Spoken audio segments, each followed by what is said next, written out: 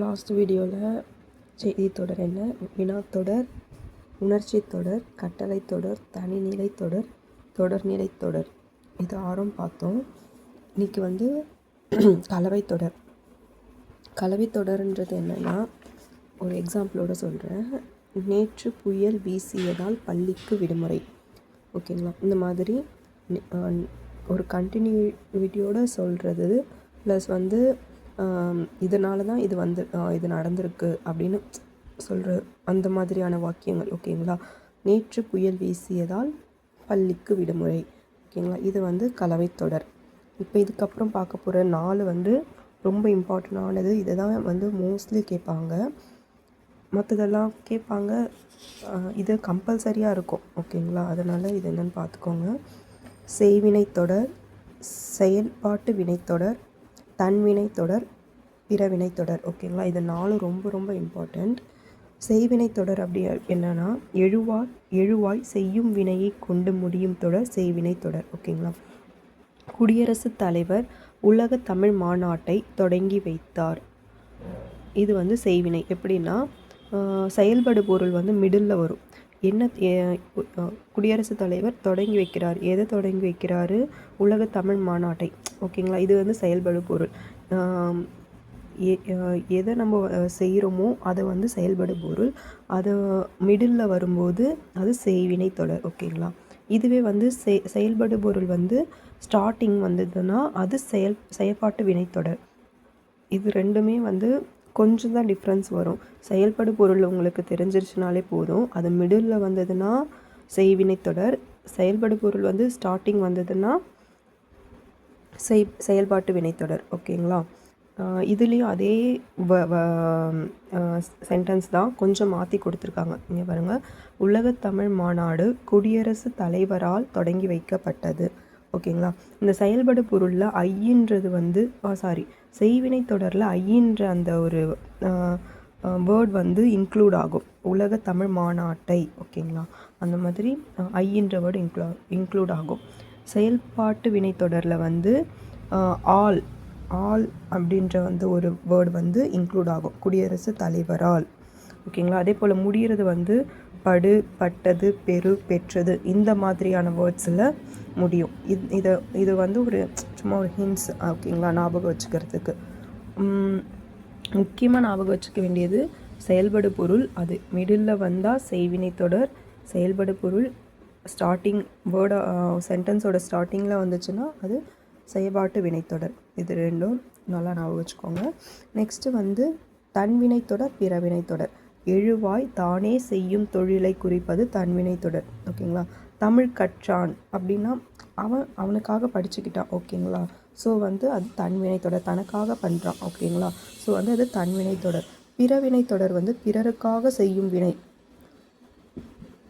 மற்றவங்களுக்காக செய்கிறது. எக்ஸாம்பிள் தமிழ் கற்பித்தான். ஓகேங்களா? அவன் மற்றவங்களுக்கு சொல்லி கொடுக்குறான். ஓகேங்களா? அப்போ தமிழ் கற்பித்தான் அப்படின்னும்போது அது பிறவினை தொடர். தனக்கு படிச்சுக்கிட்டான் அப்படின்னா அது தன்வினை தொடர். பிறருக்கு சொல்லி கொடுக்குறான் அப்படின்னா அது பிறவினை தொடர். இதில் இந்த வேர்ட்ஸ் ஞாபகம் வச்சுக்கோங்க. வி, பி, செய், பண், வை. இது இந்த மாதிரி இந்த வேர்டு வந்ததுன்னா அது பிறவினை தொடர்னு கொஞ்சம் ஐடென்டிஃபை பண்ணுறதுக்கு ஈஸியாக இருக்கும். கற்பித்தான். ஓகேங்களா? பி வந்திருக்கா.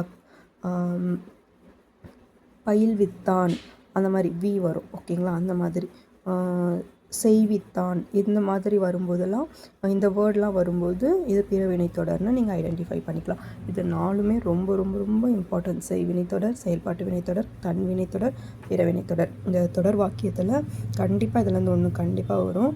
எப்படி இந்த பேஸில் ஒரு 2 கொஸ்டின்ஸ் 3 கொஸ்டின்ஸ் கண்டிப்பாக கேட்பாங்க. ஸோ இந்த இதில் நீங்கள் தெளிவாக இருந்தீங்கன்னா கண்டிப்பாக இந்த மார்க்ஸ்லாம் ஸ்கோர் பண்ணிடலாம்.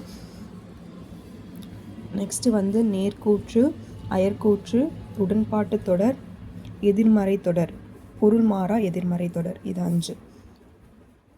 நேர்கூற்று, அயற்கூற்று, உடன்பாட்டு தொடர், எதிர்மறை தொடர், பொருள் மாறா எதிர்மறை தொடர். இது 5 ஞாபகம் வச்சுக்கலாம். நேர்கூற்று ஒருவர் பேசியதை அவர் பேசியபடியே கூறுவது. ஓகேங்களா? இதில் மேற்கோள் இதெல்லாம் இந்த மாதிரி சிம்பிள்ஸ் எல்லாம் இடம்பெறும். எக்ஸாம்பிள் வந்து ஆசிரியர் மாணவர்களே நாளை தமிழில் திருக்குறளை படித்து வருக என்றார். அவர் வந்து ஸ்ட்ரெயிட்டாக பேசுகிறார். கான்வர்சேஷன் வந்து ஸ்ட்ரெயிட்டாக இருக்குது. ஸோ வந்து இது நேர்கூற்று. அயற்கூற்றுன்றதுனா ஒருத்தர் சொன்னது போல் இன்னொருத்தர்கிட்ட போய் சொல்கிறது தான் வந்து அயற்கூற்று. ஒருவர் அல்லது பலரின் உரையாடல்களை அயலார் கூறுவது போல் அமைப்பது தான். ஓகேங்களா? வேறொருத்தருக்கு சொல்லுவது போல் சொல்கிறது தான் அயற்கூற்று. போட்டியில் நான் முதற் பரிசு பெற்றதாக ஆசிரியர் கூறினார். ஓகேங்களா? இன்னொரு மாணவன்கிட்ட போய் சொல்கிறான், நான் வந்து ஃபஸ்ட் ப்ரைஸ் வாங்கியிருக்கிறதா டீச்சர் என்கிட்ட சொன்னார் அப்படின்ற மாதிரி சொல்கிறான். இது வந்து அயற்கூற்று. நேரடியாக நம்ம கான்வர்சேஷன் பண்ணுறது நேர்கூற்று. இன்னொருத்தவங்க சொன்னதாக வந்து பேசிகிட்டு இருக்கிறது வந்து அயற்கூற்று. இதுதான் இதோட மீனிங். இந்த மாதிரி சென்டென்ஸ் ஞாபகம் வச்சுக்கோங்க. நெக்ஸ்ட்டு உடன்பாட்டு தொடர். செயல் அல்லது தொழில் நிகழ்வதை நேர்மறையாக உணர்த்துவது. தமிழ்ச்செல்வி கட்டுரை எழுதினால் பாசிட்டிவாக சொல்கிறாங்க. இது வந்து உடன்பாட்டு தொடர். தொழில் நிகழ்வதை நேர்மறையாக அப்படின்னா பாசிட்டிவாக. ஓகேங்களா? தமிழ் கொஞ்சம் அண்டர்ஸ்டாண்ட் பண்ணிக்கிறதுக்காக நான் இங்கிலீஷ்லேயும் மிக்ஸ் பண்ணி சொல்கிறேன். ஓகே, ஞாபகம் வச்சுக்கோங்க. தமிழ்ச்செல்வி கட்டுரை எழுதினால் பாசிட்டிவாக தான் சொல்கிறாங்க. ஓகே, எழுதினால். ஓகே, இது வந்து உடன்பாட்டு தொடர். எதிர்மறைனா இந்த வேர்டு வரும், எழுதிலன். ஓகேங்களா? செயல் அல்லது தொழில் நிகழாமையை கூறுவது. நிகழ்வதை கூறுவது உடன்பாட்டு தொடர். நிகழாமையை கூறுவது எதிர்மறை தொடர். ஓகே, தமிழ்ச்செல்வி கட்டுரை எழுதிலல், அவள் எழுதலை. ஓகே, அதை சொல்கிறது வந்து எதிர்மறை தொடர். பாசிட்டிவாக சொல்கிறது நடக்கிறது என்ன சொல்கிறது, நிகழறதை சொல்கிறது வந்து உடன்பாட்டு தொடர். நடக்கலை அப்படின்றத சொல்கிறது வந்து எதிர்மறை தொடர். பொருள் மாறா எதிர்மறை தொடர். ஓகேங்களா? இதுவும் நான் வச்சுக்கணும். இது எப்படின்னா, வார்த்தை நெகட்டிவ், அர்த்தம் பாசிட்டிவ். வார்த்தை வந்து நெகட்டிவ். இது வந்து எனக்கு புரிஞ்ச மாதிரி நான் எழுதி வச்சுருக்கேன். வார்த்தை வந்து நெகட்டிவாக இருக்கும், ஆனால் வந்து அர்த்தம் பாசிட்டிவாக இருக்கும். ஓகேங்களா?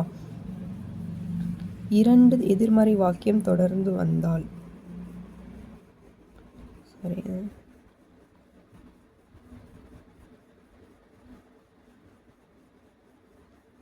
Okay, negative. இதில் வந்து ஒரு நெகட்டிவ் வேர்டு தான் வருது. தமிழ்ச்செல்வி கட்டுரை எழுதில்லன் நெகட்டிவ் தான், பட் வந்து ஒரு நெகட்டிவ் வேர்டு தான் வருது, எதிர்மறை தொடர். இதில் வந்து 2 நெகட்டிவ் வேர்ட்ஸ் வரும். ஓகேங்களா? ஆனால் பொருள் மாறாது. அதுதான் வந்து பொருள் மாறா எதிர்மறை தொடர். தமிழ்ச்செல்வி கட்டுரை எழுதாமல் இராள். இதுவும் நெகட்டிவ், இதுவும் நெகட்டிவ். ஓகேங்களா? எழுதாமல் இராள். ஓகேங்களா? Negative. Okay, negative but meaning வந்து பாசிட்டிவ். எழுதாமல் இல்லை அப்படின்னா என்ன அர்த்தம்னா, அவள் எழுதியிருக்கிறா. ஓகேங்களா? அப்போ அவள் அந்த நிகழ்வை வந்து நடத்தியிருக்கிறா. பட் வந்து அதை எப்படி சொல்கிறாங்கன்னா, தமிழ்ச்செல்வி கட்டுரை எழுதாமல் இராள் அப்படின்னு 2 நெகட்டிவ் கொடுத்துருக்காங்க. ஸோ வந்து இது வந்து பொருள் மாறா எதிர்மறை தொடர். இதோட பொருள் என்னென்னா, தமிழ்ச்செல்வி கட்டுரை எழுதியுள்ளாள். ஓகேங்களா? அவள் எழுதியிருக்கா, ஆனால் சொல்கிறது எப்படி சொல்கிறாங்க, எழுதாமல் இராள். நெகட்டிவாக சொல்கிற வேர்டை வந்து திரிச்சு சொல்கிறாங்க. ஓகேங்களா? அந்த மாதிரி வரும்போது பொருள் மாறா எதிர்மறை தொடர். ஓகேங்களா? இந்த மொத்தம் இன்றைக்கி வந்து 10 டாபிக்ஸ் படிச்சிருக்கோம். கலவை தொடர், செய்வினை தொடர், செயல்பாட்டு வினை தொடர், தன்வினை தொடர், பிறவினை தொடர், நேர்கூற்று, அயற்கூற்று, உடன்பாட்டு தொடர், எதிர்மறை தொடர், பொருள் மாறா எதிர்மறை தொடர். இதில் வந்து கண்டிப்பாக 2-3 கொஸ்டின்ஸ் வந்துடும். ஓகேங்களா? ஏதாச்சும் டவுட்ஸ் இருந்துச்சுன்னா கமெண்ட் செக்ஷனில் சொல்லுங்கள். இந்த மாதிரி நிறைய வீடியோஸ் பார்க்கணுன்னா சப்ஸ்கிரைப் பண்ணிக்கோங்க. தேங்க்யூ.